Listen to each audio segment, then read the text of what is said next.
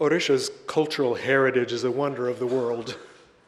I'm honored to speak to you today about preserving and providing access to those cultural resources. Thank you very much for the invitation, Honorable Chief Minister, ministers of the government of Odisha, senior officials, especially to my colleague librarians and archivists, and to the people of Odisha, this great state. Mr. Balakrishnan, your noble enterprise titled Odisha Knowledge Hub has generated new energy through the first 4 lectures. Your interest in drawing attention to the cultural heritage bespeaks sensitivity to the soul of Odisha, and it has been a great pleasure to talk with you about this topic of cultural heritage as the idea came together for this presentation today. You have been a great leader, and I hope that this 5th in the series of Odisha Knowledge Hub presentations may serve to stimulate even more activities in the preservation and provision of access to the wonders of this great state. My talk is divided into 3 parts. The first part is going to address international programs for open access, and it will provide a chance for us to see where our activities on South Asia are positioned within the larger universe of international programs. Second, I'm planning to turn to the South Asia programs that are also for open access, and here to see where we currently are and where we may be able to go together. And then finally, I'm going to provide some reflections on possible program for preservation and access related to Odisha culture. You will see throughout my talk, I hope, that cultural resources is defined in the broadest possible way. I like to be expansive when I think of culture. It should include, I believe, the traditional resources such as books, journals, sound recordings, but additionally maps, photographs, and other images, as well, and importantly, I would say, as data sets. Well, before I move on to the first of those 3 areas for my presentation, I'd like to provide a brief note on my personal passion, which is South Asian cultural resources. I have to confess that I'm not particularly interested, nor am I in any way skilled in the politics surrounding cultural heritage. In fact, as a friend and a colleague pointed out to me last week, thinking about the topic for this presentation, I really should not have chosen patrimony as part of the subtitle. Patrimony is a very loaded term. First of all, it is sex-linked. It addresses the question of the father tradition passing down. But additionally, patrimony, I learned from my friend, who is a keen observer of India, is also sometimes used as a stick to divide. Heritages of one party can be used to divide from other parties. What I'd like to make sure you understand is that those uses of patrimony were not in my mind when I came up with the subtitle. Instead, the intention I had was to highlight what it is that's the property of the people. I like to think of this as patrimony arising from the people and being shared by the people. Please keep that in mind, if you will, as I speak. So on to the first of the 3 topics, that is international programs for access, particularly open access. Now here, I need to turn to colleagues and see if the PowerPoint has actually been implemented and... Would you begin it, please? And shall I signal to you when I'd like to change? Please excuse the pause. My PowerPoint presentation did not come together until about 3 o'clock this morning.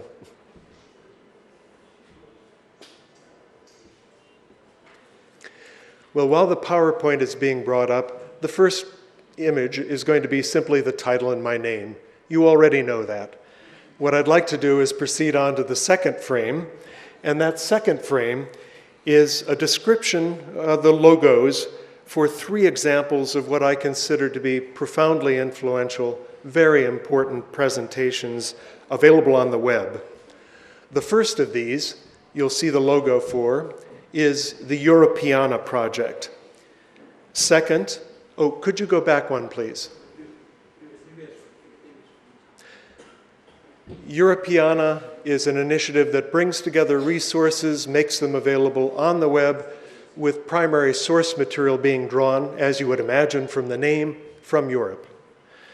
Second, the one in the middle is the Digital Public Library of America. This is an initiative that's been moving forward over the course of just a few years. And as again, you might judge from the title, the Digital Public Library of America is to bring together and to federate resources that have been generated primarily within North America and even more specifically within the US.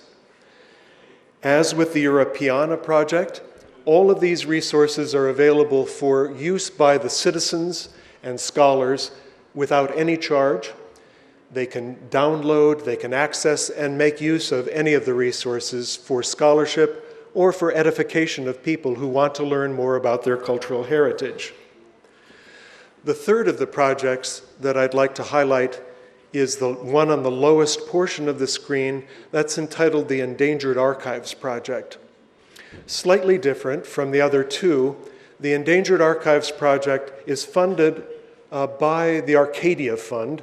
It provides re-grant money to support, as you would guess, endangered archive stabilization and provision of access to those archival materials. The Arcadia Fund very generously has provided the support. British Library in the UK is providing the home base. So what is it that brings together these three in my mind? First of all, open access is fundamentally important to all of the enterprises. In the domain of cultural resources, it means that the people of the world, as I've already said, are able to view, to download, and to use the digital assets that are created using the internet, but not only the internet. People are able to use other distribution media so that these powerful and very important cultural assets can be provided to students, to faculty, and to any citizen. But additionally, it's important to realize that it's not just people who can make use of these digital resources for understanding culture. As strange as it may seem, these are also made available for computers to access. You may ask, what does it mean to have computers accessing cultural resources? Well, here, I think it's exciting to see what has been taking place in the sciences and see how that can be transported into the world of cultural resources. Specifically, I'm thinking about what is commonly called big data. You will know of this, many of you, because of the work done on the Human Genome Project, or because of the work that's being done with sky analysis, where gigantic quantities of data are being assessed, mined, ordered, and redelivered by very carefully skilled computational algorithms that allow for those resources to be brought together in ways that human beings might not otherwise have thought of.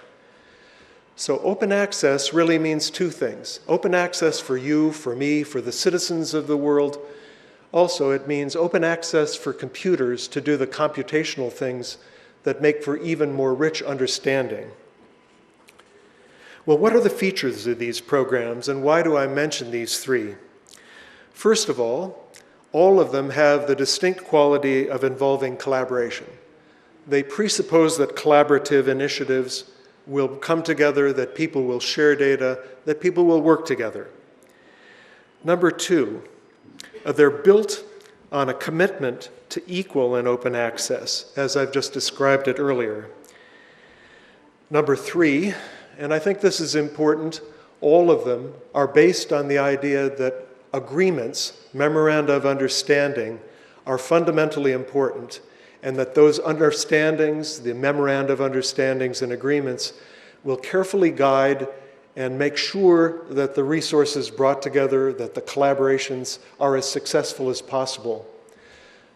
Good agreements make for good partnerships. Fourth, there is a shared commitment to honor international standards through all three of these programs. That means specifically that copyright regimens are rigorously enforced. It means that minimal standards for digitization to make sure that image quality is good are adhered to rigorously. This means that quality control, both during the course of doing the work of digitizing, is important, but after the fact, there's very careful scrutiny to make sure that pages are not missing, that the sound is audible if it's sound recordings that are being made. Importantly, additionally, there's a commitment to avoid any duplication. This is extremely important, and you will appreciate this. There are never enough resources to do all of the digitizing work one would like to do, making it imperative that no money is wasted by duplication of effort. And finally, I think very importantly, there is a commitment to take these resources that have been carefully digitized according to international standards and to place them in digital repositories so that the data will not be lost, but in fact so that there's an orderly progression as new standards develop, the data can be moved forward to new platforms. They've been careful, all of these enterprises that I'm describing, about providing structures that enable sustainability beyond limited funding, whatever it happens to be. And finally, they've acted as vehicles for meeting the requirements in North America and Europe that resources that are created with government funding must be available to the people. I want to highlight this because some of you will know in the United States, the National Endowment for the Sciences, the National Endowment for the Humanities, in Europe, the European Resources Council, all provide funding, but over the last years, that funding has come with a very definite, a specific commitment that any federally funded or European funded resources generated must be available as open access resources. I mention this and I drive it home because I hope that at the end, when we're talking about resources generated within Odisha, that it may be possible to imagine legislation that could comparably require any resources developed with the funds of Odisha must be made available for access to the people. Let me move on then to South Asia programs and where we stand now. If I consider the state of South Asian resources generally, I'd have to say that we are far behind where our colleagues are with the development and presentation of European and North American resources. Additionally, we're not nearly as far along as our colleagues are for East Asian studies and also for Latin American studies. Now, there are many reasons why this is the case. I won't try to explore all those reasons, but I do think that this is the right moment through collaboration for us to begin more rapid progress, to develop new resources that will be available, and to remedy what are now deficiencies in the availability of cultural resources on the web or in other ways for the understanding of South Asia. Another feature that I think has been lacking for South Asia work has been a consistent attention to the quality of the resources. Now, I'm not saying this to cast aspersion, but simply to note what I think is demonstrably a fact. Let me begin with metadata or cataloging. If digital resources are not described in ways that are clear, precise, and if those descriptions of the resources are not available on the web, it means it's virtually impossible for human beings to find those resources. And additionally, it means that computer programs like Google and Google Search are stymied. It's not possible for them to mine the resources and to cast them up for discovery. Critically important, then, is the creation of accurate cataloging data. Number two, as I mentioned earlier, quality control has not always been consistently applied.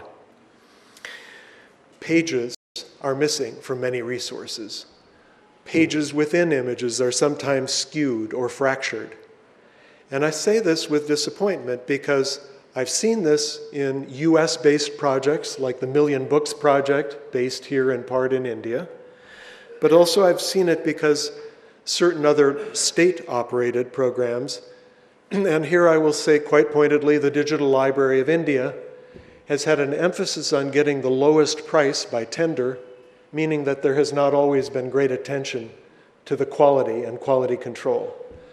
I hope you won't see me as picking on the Digital Library of India or the Million Book Project, but I want to be honest, and I think we all should be honest, about where there are deficiencies and where we want to learn and make better progress for the future.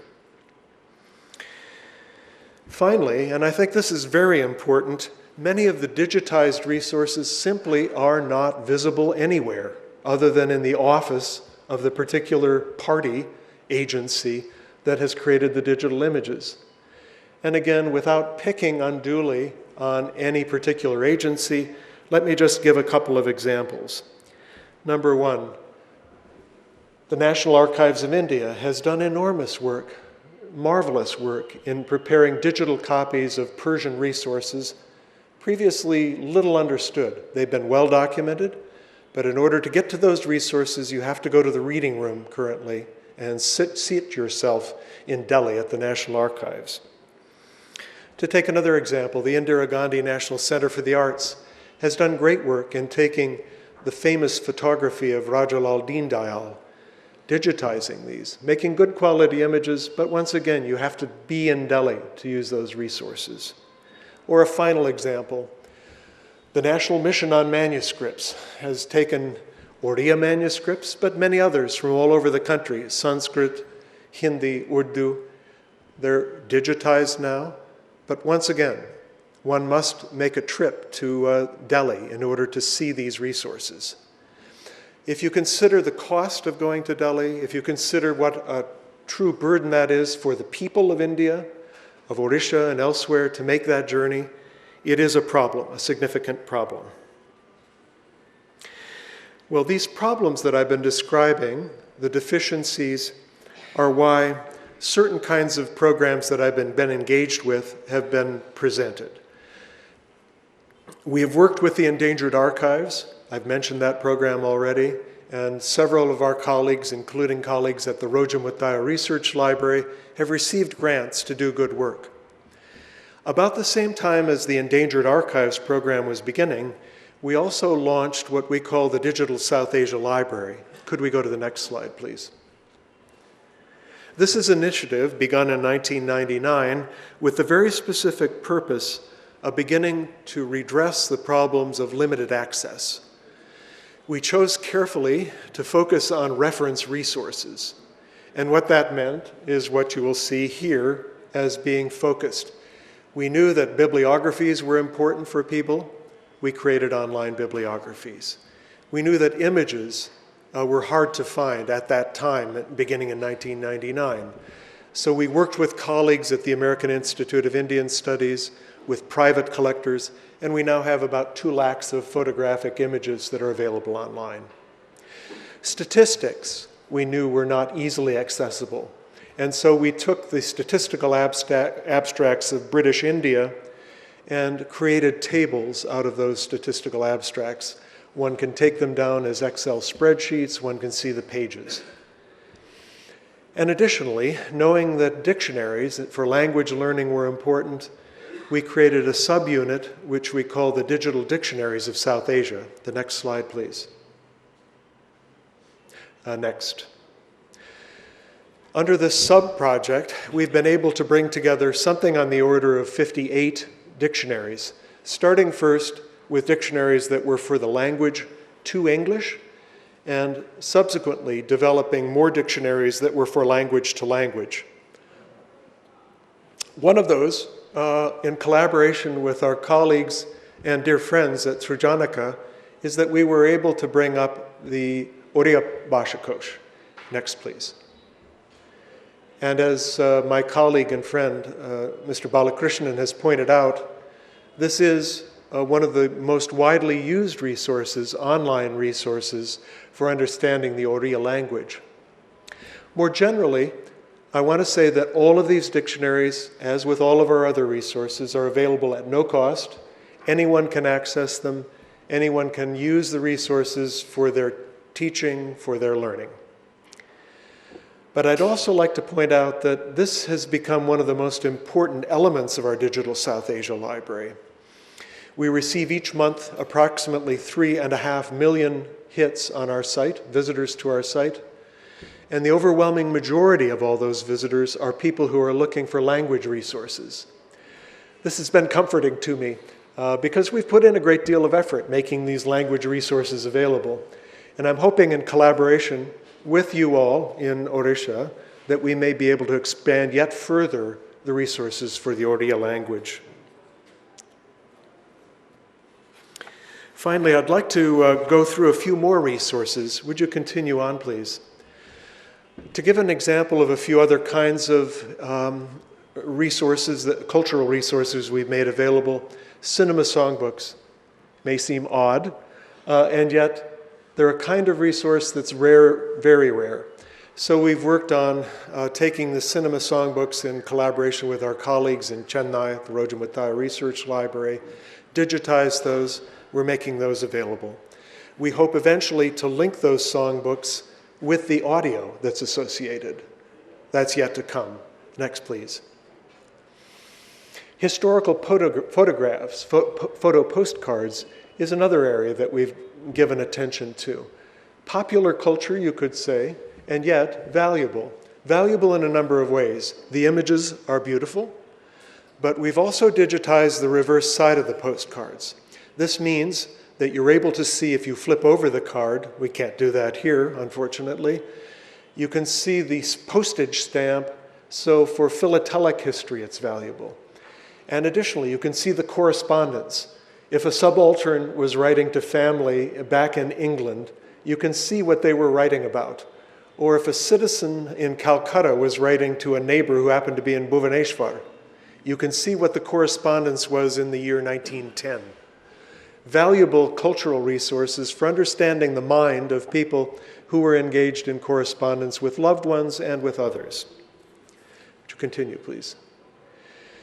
We've worked additionally with periodicals, and a couple of examples here are related to our digitizing recently of two important Gujarati women's journals.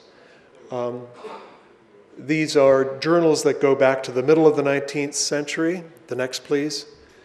And those are available as full text, once again, to be taken down either as PDF files or to be viewed in a page turner. The next, please. Urdu periodicals has been another area of our engagement. We have worked with our colleagues in Karachi. This is at the Mushfiq Khwaja Library and Research Center. And there, with Endangered Archives funding, we've been very successful in bringing forward journals that often enough are never found in a single collection. Adabi Dunia, for example, is a journal, very important journal from the early part of the 20th century, for which people had to sometimes travel to as many as 8 or 9 different libraries to find all of the issues.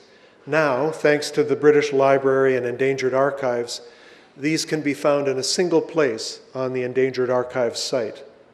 We think this is an important service, again, to the people of Pakistan, the people of India, to all people who are interested in Urdu and Urdu literature, and for scholars who may want to use this either for their own research or for teaching purposes. Finally, and would you just leave this there for the moment, please? Oh, maps. We should look at maps. Yes, please.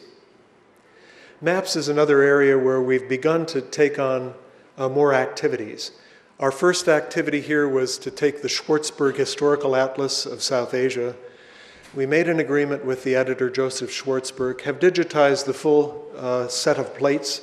Those are available online. Next, please. We've also done the scanning of the Imperial Gazetteer's Atlas volume, volume 26, both the 1906 and the 1932 Atlas volumes. Here you'll see rich documentation and graphic representation of the city of Chennai, seeing what it looked like in the year 1909, or comparing it with a subsequent map done in the 1930s, seeing how the city has changed. Next, please. Oh, would you go back, please? Well, with that as a background for the Digital South Asia Library, some of the Endangered Archives projects, I'd like to move on to say that we've formed a new initiative. This is an initiative that now involves our colleagues both in South Asia as well as in Europe and in North America. This new initiative is called the South Asia Open Archives Initiative. Now, what is it? It is, first of all, a federated approach to solving some of those problems that I was describing earlier. We're doing this by pooling our money, pooling our expertise, and so far we have gathered together 23 institutions. We're hoping that this network will expand. We've only been going for a few months. To date, we've gathered together approximately 7.5 lakhs of US dollars. Additionally, we've gathered together commitments by institutions to do digitizing over the course of the next 5 years. Or in some cases, institutions have committed themselves to provide staff time to support our overall activities. This group is just getting underway. Our Open Archives Initiative is trying to be careful in the ways that I've described earlier. We've set priorities, and these are priorities that I think will be of value, perhaps, as the state of Odisha thinks about what it might want to do. Our first priority, we've said for the first 5 years, is to focus on colonial documents and documentation. Here we're giving special emphasis to official publications. We know that those official publications, even though they're fraught, even though they're difficult because they represent a British view, also contain valuable statistical and other narrative information. Number two, we know that it's very difficult to find books from the 19th century, from the early 20th century in the regional languages of India. Certainly Oriya is one of those languages, but also it's very difficult to find books that are available in Bangla, books that happen to be in Hindi, Malayalam, as well as other languages like Ohomi. So we're going to focus a considerable amount of our energy and also our money on the digitizing and making available of selected, highly selected books selected by scholars because of their importance and their contribution they can make to understanding the regional cultures. Third, we know that news sources, especially again in the regional languages, are very difficult to locate. If you think about newspapers, and if you think about newspapers from the 19th century, I often like to say that those newspapers are perhaps even more rare than manuscripts. In many cases, it's impossible to find a single issue of newspapers we knew were published in Punjabi, or in Oriya for that case.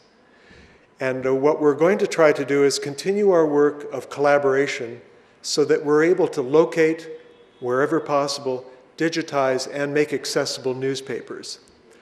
Once again, working with our colleagues at the Rojamutaya Research Library, with scholars and colleagues at the University of Delhi, particularly Shahid Amin, we had wonderful success identifying the location of Swadesh, one of the earliest newspapers from the 19th century in Hindi, dealing with and supporting the move toward independence. That entire set of Swadesh is now digitized, and within the next year it will be available for all people to see. We need to do more of that. We need to find newspapers beyond just Utkal Pradipika in Oriya and make those available by thorough analysis and investigation and careful digitization. Finally, we've committed ourselves as a group of institutions, our 23 members currently, a growing number of institutions, to create the highest quality description of each of these resources we are creating. We do this because, as I said, unless the resources are well described, carefully described, people cannot find them and computers cannot find them. So the highest quality standards for metadata are being deployed. Let me move on then. And I'd like to provide here, in the third section, some reflections on a possible program for preservation and access in Odisha. These thoughts and suggestions are very humbly offered to you. I say that because I always realize that I am an outsider. I am not someone who is born in the state of Odisha. I don't live here now. And yet my passion is to work with colleagues in this state, in other parts of India, and also in other parts of the SAARC nations. I know that working together, that we can share our ideas, share our criticisms, and together we can do things that are good. So in that spirit, I hope you will take the reflections that I offer here. First, let me try to describe what it is that might be done. My suggestion to you is that in any definition of a project that you might want to undertake for Oriya and Odisha culture, that it's wise to be as broad and expansive as possible. Expansive in scope and expansive in coverage. Here, let me give a few examples. If one thinks of music, it should be both classical music as well as Adivasi music.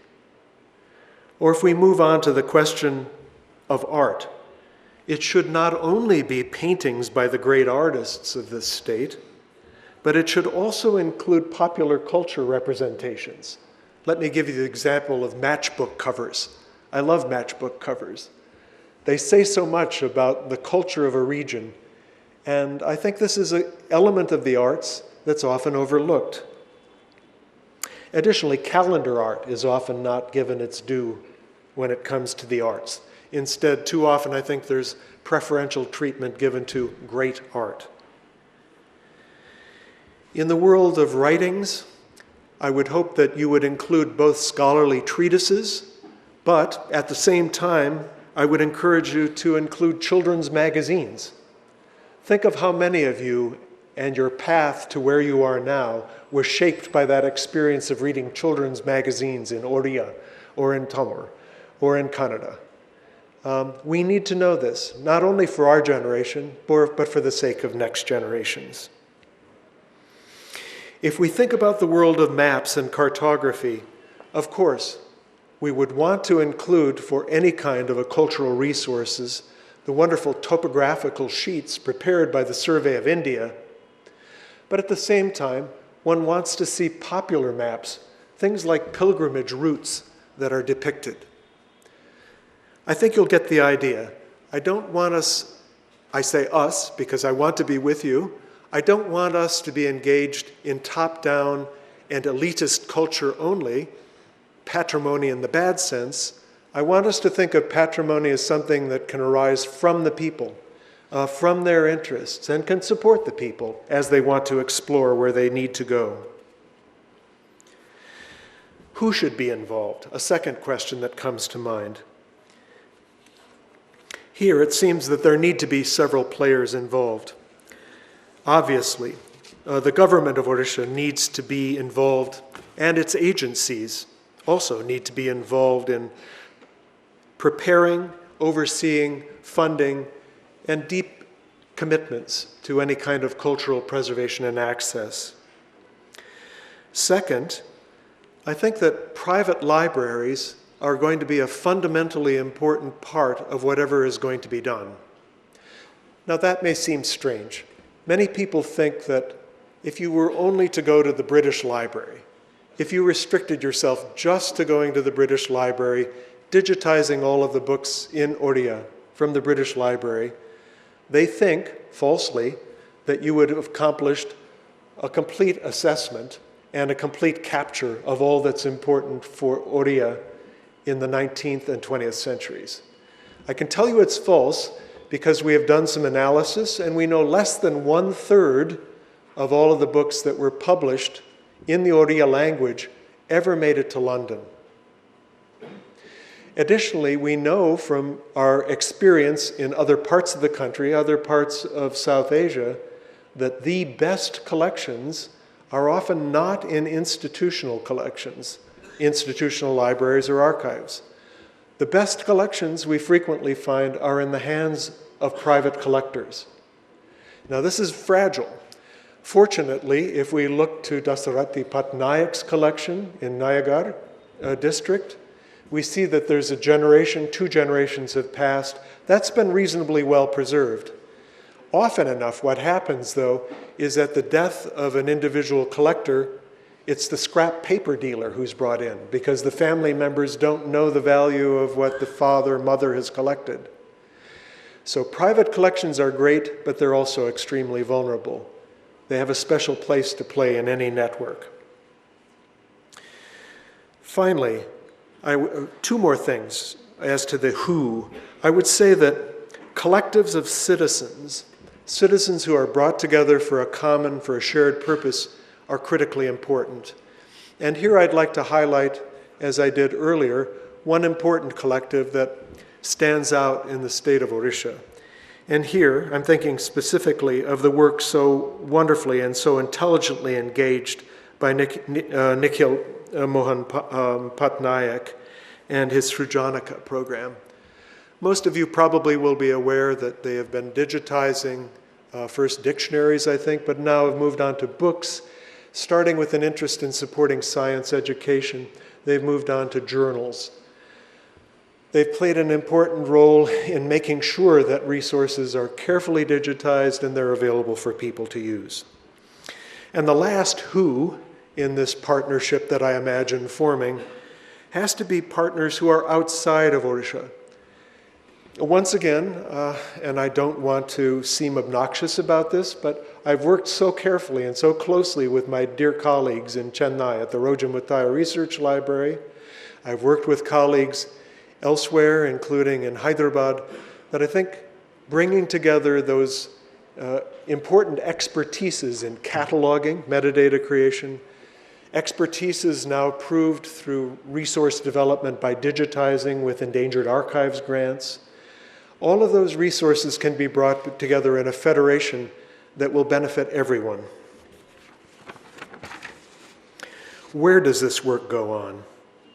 Here, I would like to suggest that there are 3 major areas to consider as the domains, the geographical domains. And for this, I'm thankful to you, Mr. Balakrishnan. You pointed out early on that we need to think first of Odisha as a state and look to the resources that are here. Obviously, it's going to be essential that those resources are carefully addressed. That would include the private collections in official libraries and many other sources. But additionally, as a second realm, as you see concentric circles, you've talked very persuasively about the importance to look at Oriya and Odisha-related holdings that are within India but are not exclusively available here in the state. An example of that may well be the National Archives, or it may be the kinds of topographical resources that are available from the Survey of India, or it could be photographic evidence that may only be available at Indira Gandhi National Center for the Arts, photos that are photos representing this part of India. And then finally, the third of the concentric circles expands out beyond the domain of India, and it includes all of the rest of the world. This last, the most expansive, takes us out to the British Library. It takes us out to those wonderful collections amassed under the India Office Library and under the British Museum. It takes us out to collections such as the Google Books program, doing important work, but unfortunately, mostly in English. And yet, English books that are classics describing those early investigations into Buddhism and Buddhist remains in what's now Odisha. It also involves us in thinking about collaborations, I hope, with our newly formed Open Archives Initiative, the South Asia Open Archives Initiative.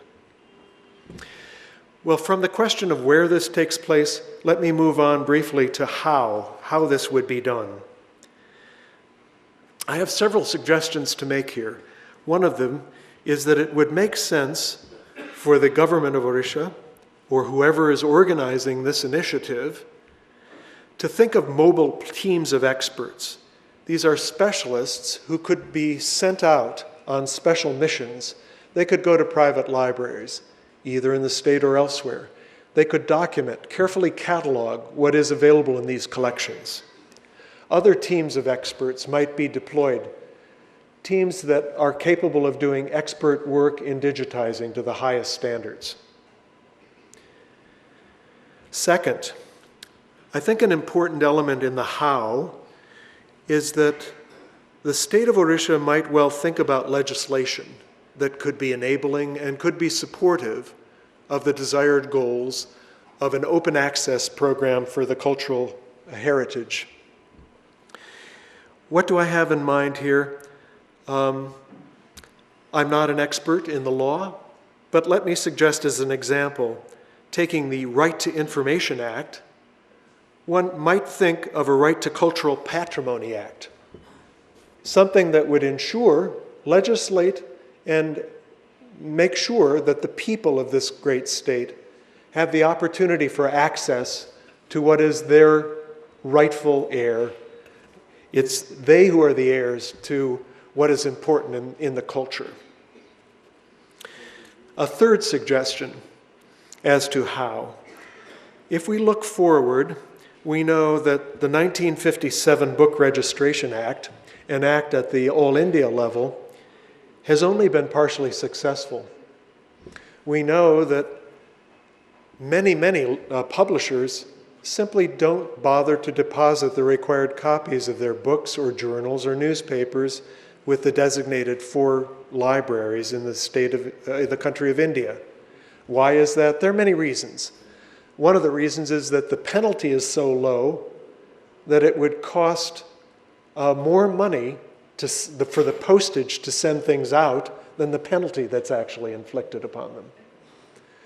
But I think by creative engagement, by collaborative work with publishers, that the state of Odisha could well be a leader in the field of enforcement and encouragement of publishers to actually do what is required of them and to result in library holdings going forward that will be a pride of this state. Additionally, I'd like to say that a final how in all of this, in developing an open access collection, is to creatively address the copyright laws. Here, most of you know, some of you may not, that sitting in the United States, we are required, and we always do honor the copyright law as it's required of us. So in the case of a book that's published after the year 1923 in the Oriya language, we are forbidden, because of copyright law, as it's understood through international conventions, to present that resource for open access. What I imagine is that working together in several ways, that the government of Odisha might well come to an understanding with, let's say, the Ministry of Law for the country of India, that the 1957 Copyright Act could be interpreted in a more liberal fashion. My reading, I'm not a lawyer, but my reading suggests that most books, most periodicals published in India up until 1957 might reasonably be assumed to be in the public domain. Think of the gigantic gap that could be filled by being able to address books published not only up to 1923, but all the way to 1957. Another copyright question that might be taken creatively by the government of Odisha is to think about doing what the state of Tamil Nadu has done, I think very wisely.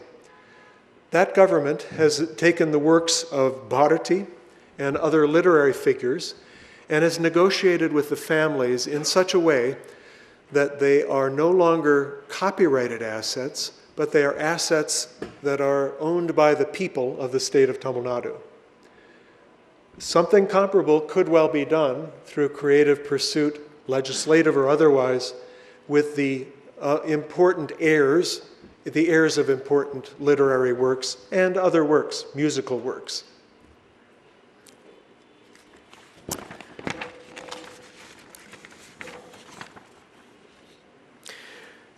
So finally, in thinking about what this initiative might look like, I'd like to raise very quickly a few cautionary notes that are based on my personal experience. Number one, I would encourage you, as you move forward with an open access initiative for cultural resources of Orissa, to be very careful about how you're selecting your strategic partners. You need to be able to work with people in a peer-to-peer relationship. This requires special skills on the part of your partners. So choosing wisely, beginning to build a base of collaborative effort is something that requires careful attention to make sure your peers are really your peers, and that they understand they can speak back and behave as peers in a network. Number two, from the very beginning, even before the beginning, you need to build a solid digital infrastructure. What I mean by that is that, most importantly, you have to build much stronger digital connectivity in the state. This is not something that you can do alone. I realize it depends on other players, the government of India. It involves private players in the world of telecommunications. But at the moment, I know from experience recently in Nayagar that it's difficult to have internet access. Without that, those people whose resources are being presented, those very people will not have access to what it is that should be their rightful heir. Further, I would say that it's important to consider outsourcing and the role of outsourcing in a strategic way. Here I have in mind the question of when you would want to install important but expensive resources that are going to be difficult to maintain. At some stage, what I'm suggesting is that it's easier and probably wiser, more efficient to outsource the activities of digitizing, even the work of cataloging. So thinking about where the balance point is, when to outsource, when to do work inside a particular institution, is critically important. And last, I don't want to be obnoxious with this. I think all of you know that without creating stereotypes, that all groups are prone to presumptions, they're prone to arrogances. Here, there are arrogances of academics. Academics want to have control, they exert control in certain ways. We know that government bodies, with the funding that they have, sometimes can behave in arrogant fashion. They have power, and sometimes they exercise it in ways that are not always for the good of a peer relationship. We also know that private collectors have their own oddities. Private collectors quite often imagine themselves to be vastly superior to any institutions. Funding agencies of the sort that one sees too few of in this country, but let me take an example without picking on them. The Tata Trusts have their own agenda.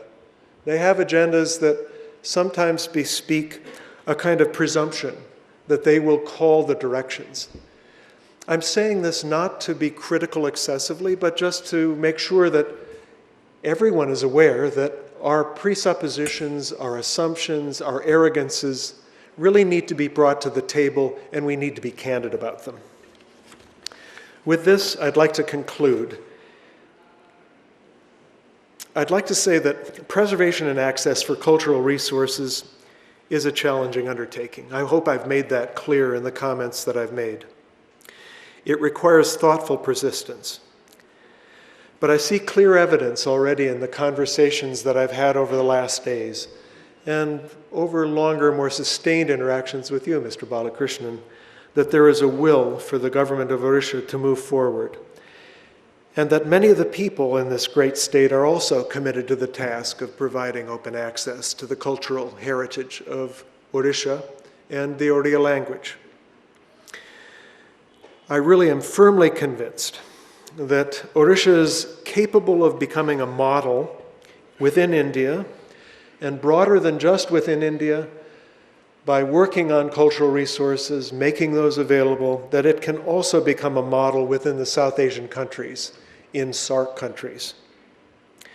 This is something that will glow, stand out. It will bring acclaim to the state of Odisha, but most importantly, for me, it will bring a new appreciation and a knowledge to the people of Odisha of what it is that is your own heritage. I wish you well with this. I stand ready to help in ways that you may find appropriate. And I thank you for the opportunity to speak to you today.